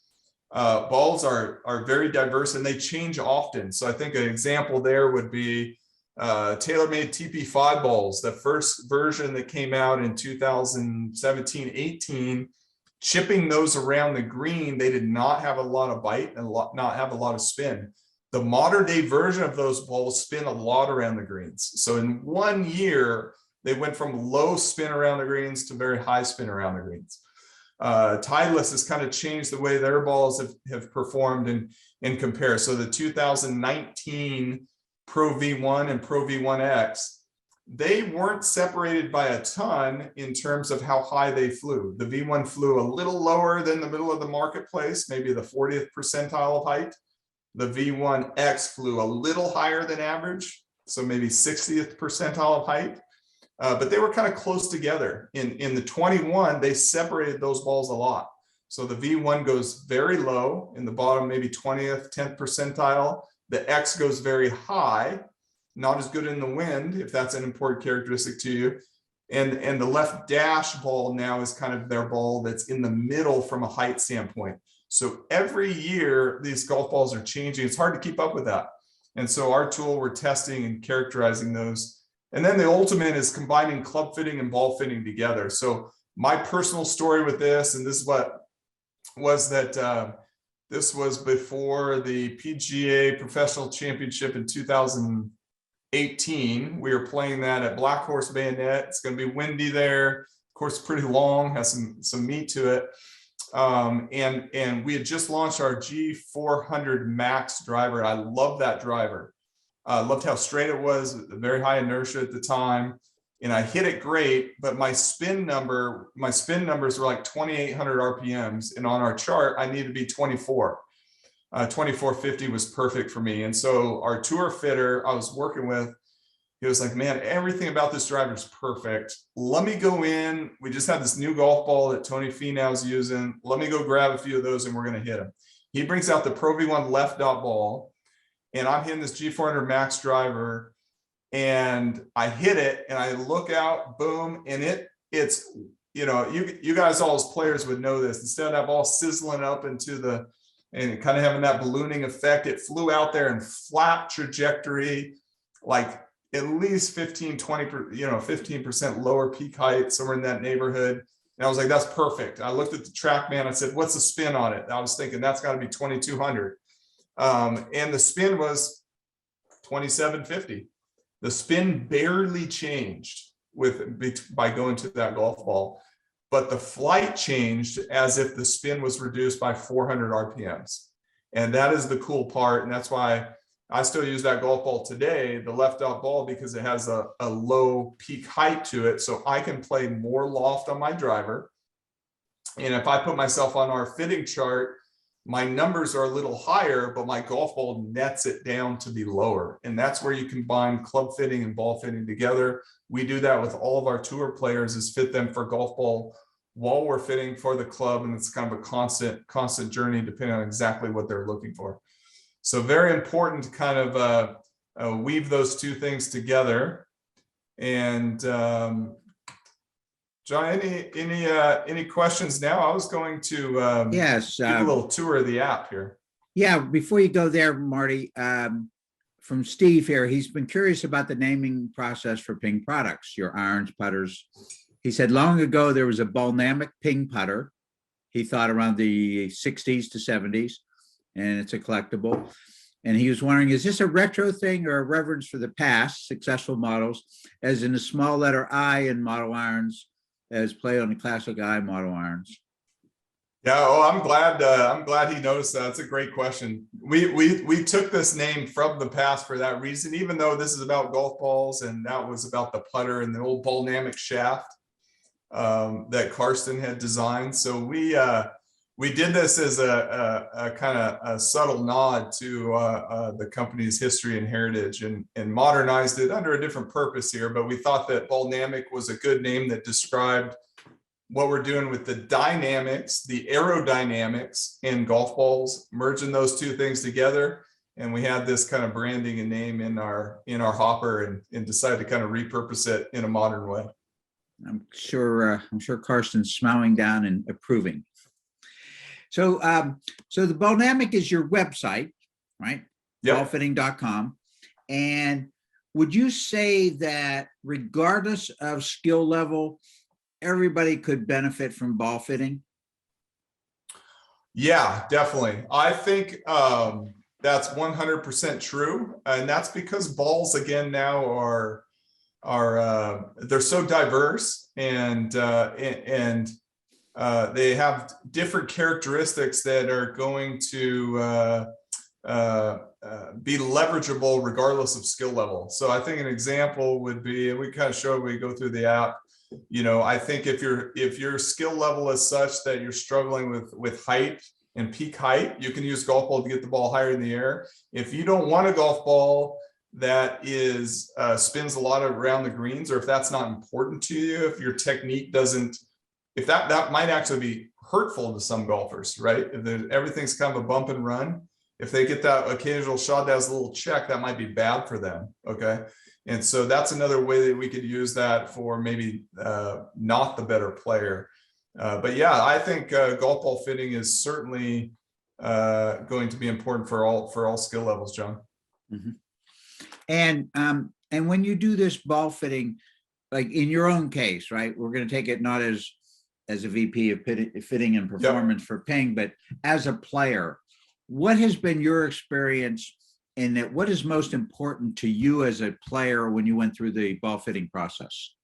Yeah. Okay. So for me as a player is that I want high spin around the greens. So I want a lot of check. I want to hit low sizzling pitch shots. And that's very important to me around the greens. I want a ball that doesn't curve a lot. So workability is not important to me as a player. So I want a ball that doesn't curve a lot, that's good in the wind. And I want a ball that flies low off the driver. And that's so I can play slightly more loft on my driver to get a little directional forgiveness. And I want that ball not to curve as much on the driver. So for me personally, those are the three big deals. I can handle if the ball feels a little different off the putter, I can get used to that. Iron performance, I already hit my irons pretty high. So I just kind of want them to go kind of medium high. But those three categories are very important to me. And I can kind of show how that works here in the app if we want, John. Yeah. And you mentioned your driver performance. So you like a little more loft for forgiveness for the less than, stellar strikes, correct?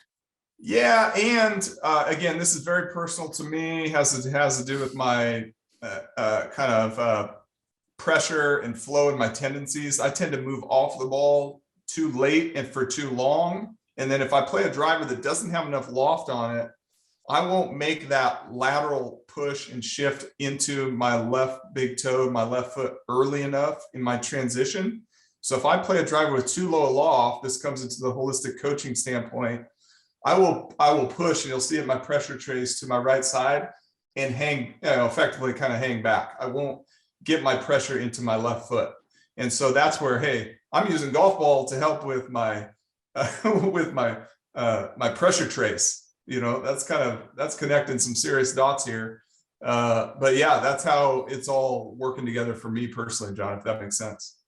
No, it does make sense, but it's interesting to see how a player of your caliber with your success will go through the whole process of using the ball to help the driver, to help the loft, to keep the ball in play. Yeah. All right. Exactly. This is stuff we're not going to share with Kirk O'Gorey, who couldn't be here today because he's teaching. Okay. All right. So let's don't anybody tell Kirk. Okay. All right. Thank you, Marty.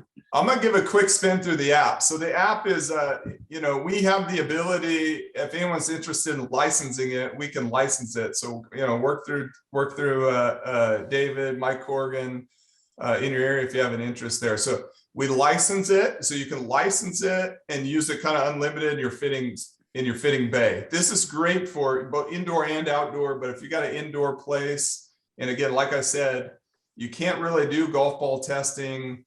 It's just practically impossible to test all the balls, know they perform aerodynamically, or even quite frankly, having all of them there at your site and hitting them, and then hitting them outdoors on a range and having to separate them and get them is quite impractical. So you can license it and then fit your customers with our app, or customers can kind of go through it on their own. We have a direct-to-consumer pathway where they can get fit on the app as well. And you can have them come to you, your coach and your teacher, to get the launch numbers and to help them, and you can guide them through answering the questions for them with your expertise. So one of the unintended consequences of Ballnamic when we first launched it is that people went through it and they said, I need to get my launch numbers. So they went out to their local pros, fitters, and said, hey, I need to get on the launch monitor, get my numbers to get fit on Baldnamic. So hopefully we're driving people in to see you, the professionals, to get your numbers. So I'm kind of logged in as a fitter here, and I'll just kind of go through this questionnaire. We've tried to make the complex simple. So you saw the complicated stuff we're doing with aerodynamics and the testing, but how do we walk through a very quick fitting process? So we do this at the end of our fittings here at the Ping Proving Grounds, and we do it in about 2 to 3 minutes. So it's pretty quick, even though we're doing a lot of stuff. So I'm going to go ahead and just answer these questions, John, kind of for myself, and then we can go back and change some of them. So, scratch or better. Let's say I'm playing. I'll put in here one use case we use for it, which is we fit on our range at Ping with the Pro V1X. So I'm going to say, okay, I'm fitting with the Pro V1X. We have different years in here because, like I said, that's very important. You don't have to pick a ball. So you could say, I don't know, or whatever my wife got me for Father's Day or whatever. But if one of the other use cases for this is you could pick the ball that you're fitting with, and then at the end, it'll compare that to you with the recommended golf balls. Okay, so I'm going to put that in there. You put in your zip code. So I'm here 85050. So 85 and 1500 feet. So we have that calculator built in there. Let's say we're at Riviera. Let's see, boom, I'm going to hit calculate. It's going to go to 75 and about 500 feet, depending on how close you are to the coast. You can override that. So you can put in different temperatures and altitudes, or you can pick our zip code and we'll do that for you. I'll put in Denver here. Let's see, 80401, Golden, Colorado, where I went to school. 75 and 6,000 feet is your typical temperature. Okay, so this is pretty fun because our simulations are environmental specific. So I'm going to put that in there. Okay, driver details. So if you're doing this as a consumer, it defaults over here. I don't know my ball speed, launch, and spin, and so someone can click it, and we will calculate where they will be. I kind of know mine. I'm going to put in here. Maybe I'm kind of hopefully trying to cruise on the course 175. I launch it at 12 to 12 and a half, and let's say 2,500. Okay. This is where, actually, let's say on the range with the Pro V1X, I was actually 2,800. So a little high for our chart. So I'm going to go down here and this height preference, this is a brand new feature we just added. Is a lot of people, we didn't have that kind of intelligent calculate for me feature here. Let me change that back to 2,800. And we just had people select what height's best for them. A lot of people didn't know. They didn't know they were overspinning it and getting some ballooning effect, or underspinning it and under launching it and hitting it too low. So we added this intelligent feature which assigns your height preference for you. So because I was at 12.2 and 2,800 instead of 2,400, this says that I should select low mid. Now, my own personal preference, again, because I want a little better wind performance, I want the driver to fly straighter, is to pick lowest trajectory. So I'm going to override that, pick lowest trajectory. Wind performance on the driver is, I would say, highly important to me. I want that ball to fly straight into the wind, and when I travel and play some of those things. I know my 7-iron launch conditions, but I'm going to pretend like I don't. I'm going to go in here and say, oh, I hit my 7-iron 185, launch it mid with kind of medium high spin. And if I click over here, it'll assign my launch conditions. So that's pretty good. I'm close to 130 ball speed. I'm about 16 to 16.5 launch. And I think I said this earlier, I'm about 7,500 spin in my 7-iron. So this calculator calculated that for me pretty much perfectly. So that way you don't have to have your player hit driver and 7-iron. You could be doing a 7-iron fitting, put those in, estimate the driver. You can do neither, or you can monetize, charge for a ball fitting, and get numbers on both and guide your player through it. So there's a lot of options here. Okay, so stopping power, I'm going to go ahead and click that. And this says I'm in a good spot for landing angle on my 7-iron. So if I'm happy with how my 7-iron's doing, I don't need to land it steeper. I don't need to land it shallower, but certainly for some golfers, you're going to want to play around with that because that will start changing landing angle for your player. Again, a good use case there is you're using the 7-iron chart. Somebody's too shallow on their landing angle. You can recommend a golf ball that's going to land steeper. This is where you change that in the app here. And then workability. So as we go through here, we have these little informational nuggets. If you want a ball with more workability, you may sacrifice how it performs in the wind. And so you kind of go in here. If you want to help hitting it straighter, the Ballnamic app strives to project balls that help reduce curve relative to others. I want a ball that curves as little as possible because it's going to reduce dispersion. So that's my personal preference in irons. Flyer prevention, I would say for me as a tournament player, I despise flyers. So that's high importance. So I'm going to put that. That's where we leverage our ping man testing, where we put water on the golf ball and see how well it retains spin in different conditions. And then we're moving along here. We did drivers, irons. Now we're on wedges. Wedges, we're going to have full wedge spin and green side spin. We've seen in balls that these can be totally different. You can have balls that spin a ton off a full wedge and don't spin a ton around the greens, or you can have medium, low spin on wedges, full wedges, and then high spin around the greens. So I would say for full wedge spin preference for me, I would say kind of medium high is probably important for me.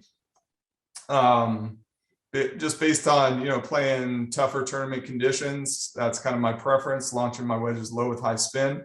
And then green side. So this is where if you have your high handicapper, they're just a bump and run player, you might put green side spin as not important. For me personally, that's super high importance, as I talked about there with John. So I'm going to click that. You click next. You can put on here, this is a new update we made. Do you care how firm or soft your ball feels around the greens? This is based on user feedback we had where, a lot of folks we were testing the app with said, I don't want the putter feel to be factored into the algorithm for my recommendation because I don't really care. How we use this at Ping is we make different putter families. We have our Hepler family that's firmer feel. So if somebody fits into a firmer feeling putter, but they want a softer impact experience, we will recommend a golf ball that feels softer. So now we don't have to only use putter. We can have more putter models to choose from.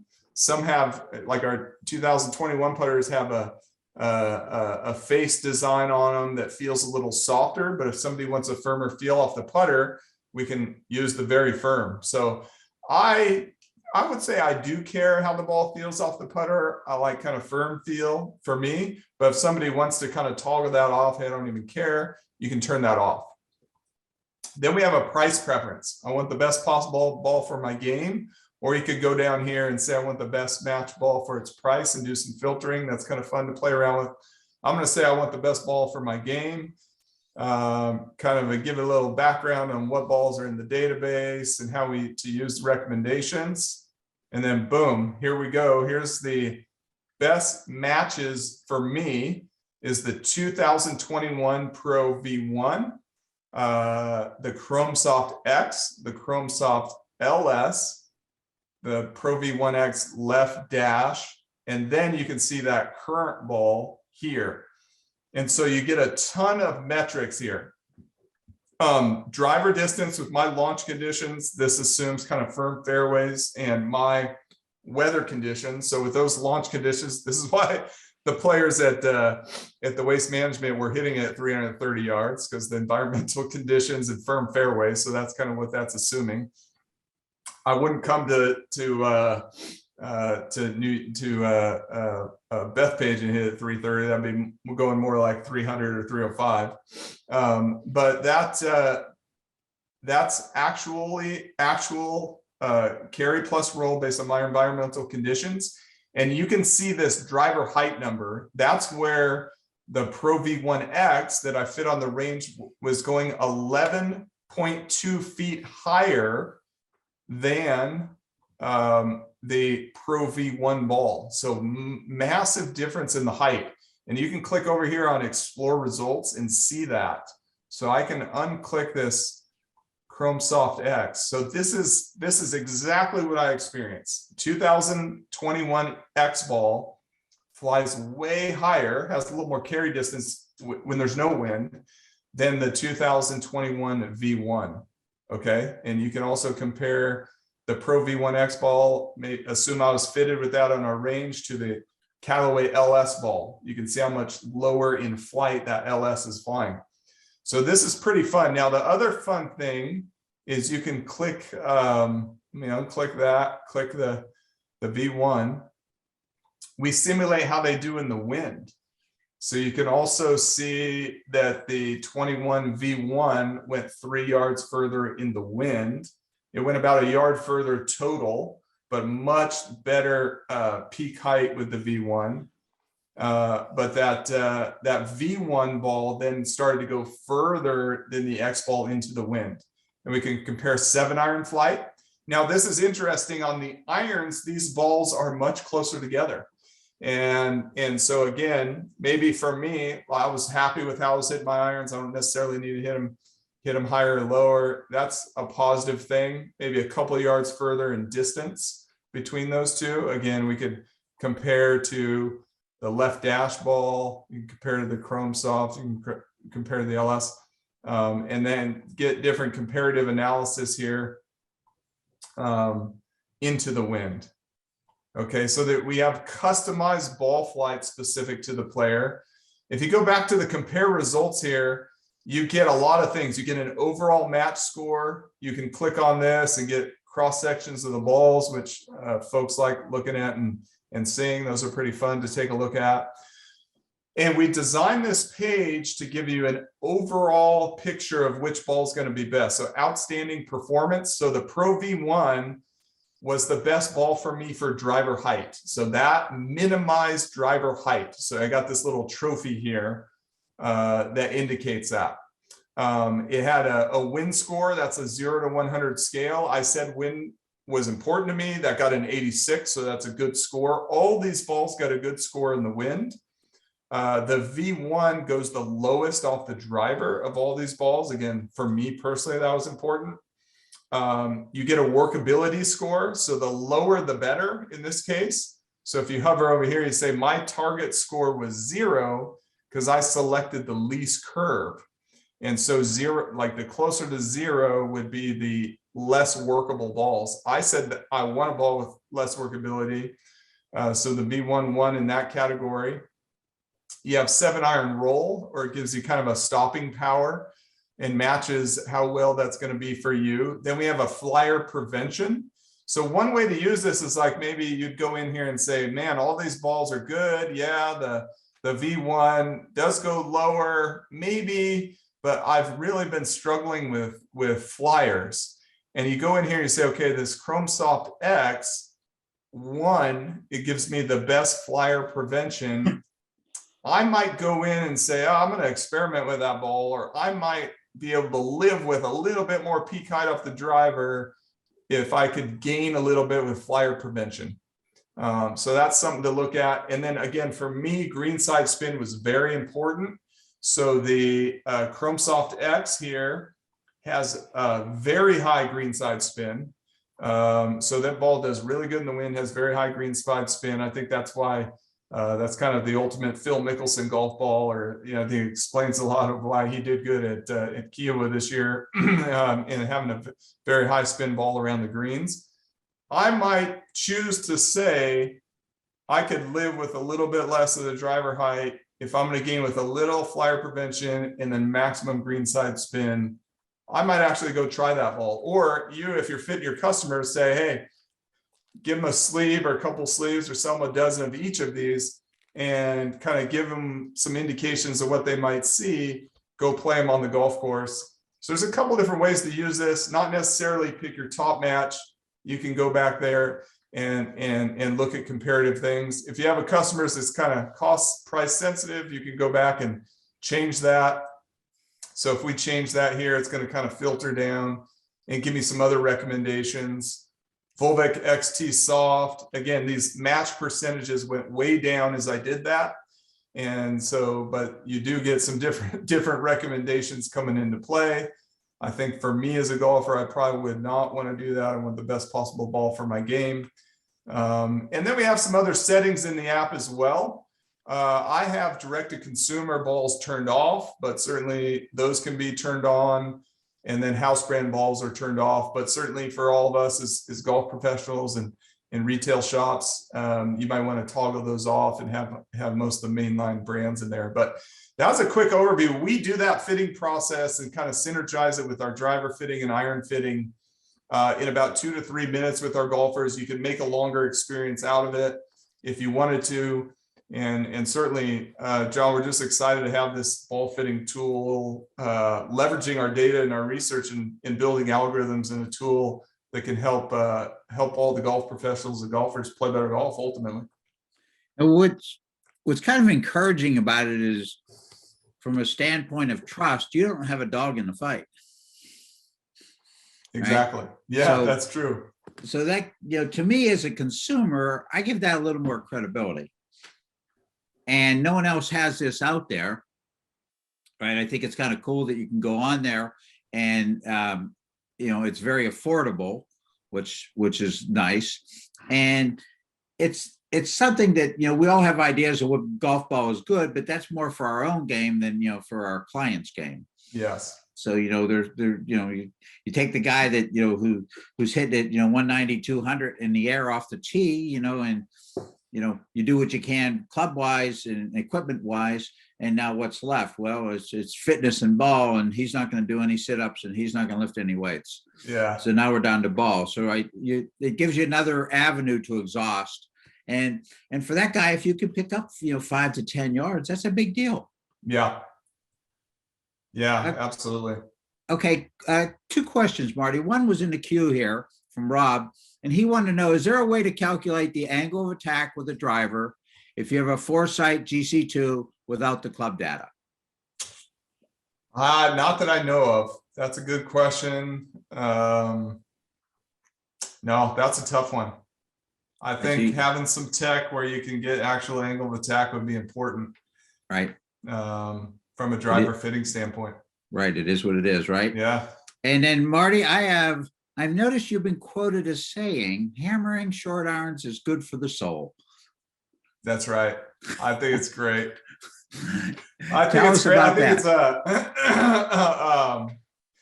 I've been doing some training. I work with Grant Waite as a teacher, and we just do a lot of P3 to P9 drills. And there's no better feeling than training with a 9-iron and capturing it just right. And then one of the other things that you're involved in, which will fit into a later seminar, so we might try to get you out of bed early once again later in the season. But Sasha Mckenzie is a good friend of the section. He's been here to deliver, in-person presentations for us. And you were involved with Sasha in developing the stack system. Yes. For creating speed. Right? Yep. And we're going to do a seminar with Sasha about speed, with centering around the stack system. And I bought the system earlier this season. Talked to Sasha a good deal before I purchased it. Been training with it, and one of the things I really liked about it was that you've developed an app that gives me a lot of information. It also reminds me of when to work out and so forth. Yep. And then I've noticed that you talked about an experience that you had with Luke List, who won recently here a couple weeks ago, and speed, and so was part of your incentive about this to create more speed for yourself as a player? Yeah, I think the theme people are probably noticing with me is that I try to take, at PING we have so many avid good golfers, and they're competitive, whether they're competitive they're for their club championship or with their buddies, or we have a lot of amateurs that played in a ton of USGA mid-ams, 4-balls, things of this nature. One of our designers won the state am here by 10 shots 2 years ago, and this type of thing is there's you got skin in the game. Like, you try to bring those frustrating things about golf that have not been solved for yourself, and if there's a solution for yourself, it means other people kind of have that need. And so absolutely, I had access to Sasha directly. Fortunately, he's one of our ambassadors at PING, to do weightlifting, deadlifting, and then we got into speed training things after this Luke List experience where I was hitting it nowhere in the 2018 PGA Championship at Belle Reef. I was hitting it nowhere and he was hitting it way by me. And I was like, oh no, I had that aha moment. I need more speed. And it's not just getting stronger. Getting stronger is important, but it can only get you so far. You need to do speed training. Right. And so this solution that we made, Sasha will give you all the nuts and bolts about it if you have him on, or if you want me on to join him or whatever, I'd be happy to, is bringing that level of nuance. And John, you've used the app, all the adjustments you get made to the weights, how it scales to your speed. You know, it's kind of like Peloton training for speed training. It's like it's titrating to your speed and very customized. Is exactly the intelligence he uses with, he's got about 15 tour players he's worked with on speed. They're all using the system. He's monitoring their data through the app. That's available to you and the everyday consumer. It's the same system will work for junior players or your lady or your older golfer. We have a bunch of golfers that are 75 and older using the app and gaining speed. So everyone can kind of use it, but it's customized. All the weights and everything gets customized, but it was born out of just my own kind of vision and need to gain more speed. Absolutely. And see, one of the things I really like about the access to that is for two reasons. One, who doesn't want more speed? Who doesn't want more distance, right? I'm right in line with that. And two, when I'm dealing with my clients, you know, there's only so far that I can take them with what we're doing relative to their swing mechanics, right? That they have a capability to create so much speed.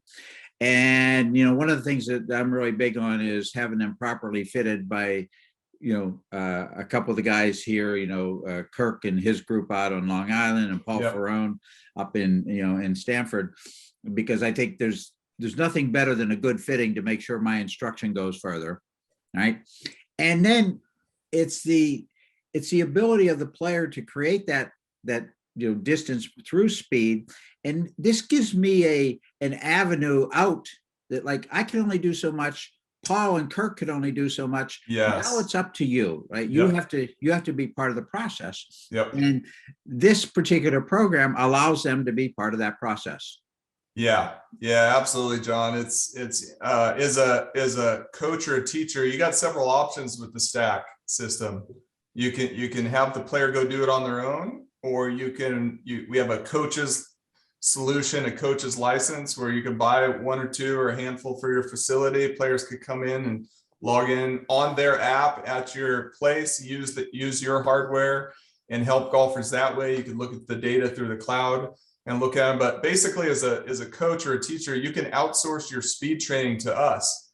And ultimately, if somebody swings it faster, hits it further, hits it higher, hits their driver better, you fit them into a product, they hit it further, you're coaching them mechanically, they're hitting them further. It's just a win-win for everybody. So yeah, you can outsource your speed training to the stack system for sure. Right. And I needed an out because I'm always trying to get them to be part of the process, right? And that's not always the easiest thing to do. And now I have a way to give them a process where they can see how, you know, and the app reminds them, the app will tell them how they're getting faster.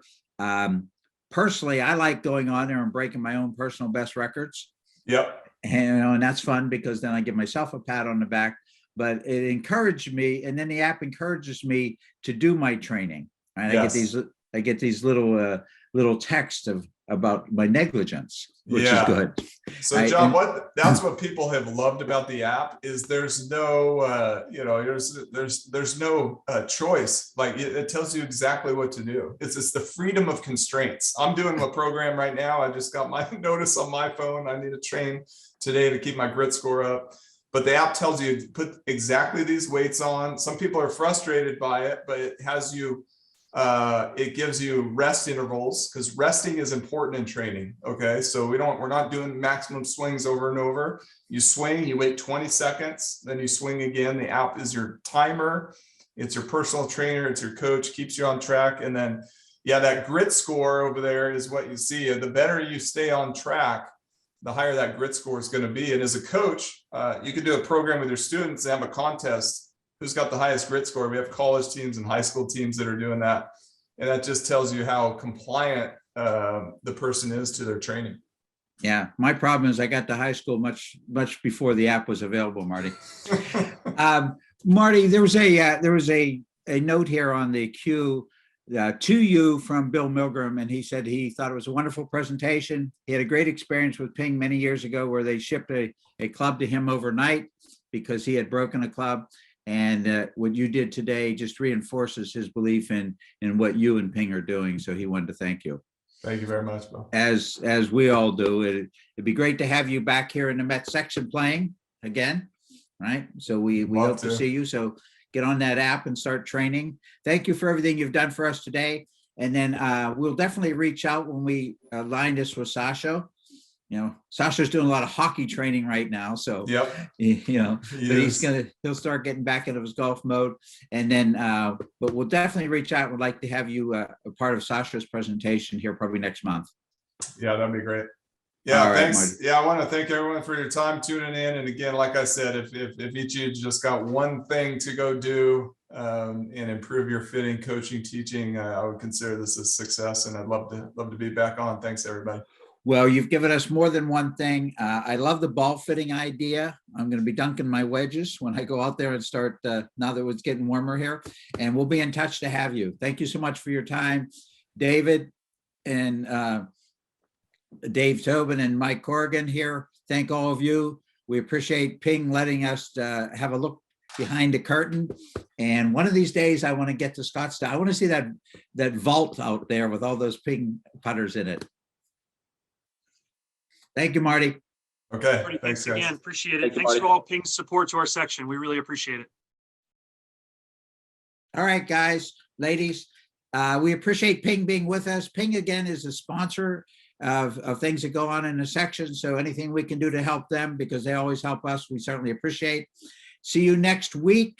Remember Friday, the 10 o'clock program with Andrew Moses and Michael Breed should be very highly entertaining. And for those of you involved in Junior League, Tuesday morning, you're going to have a seminar. You'll be getting emails here over the weekend about that. Thanks so much and see you next week. Take care. Stay warm.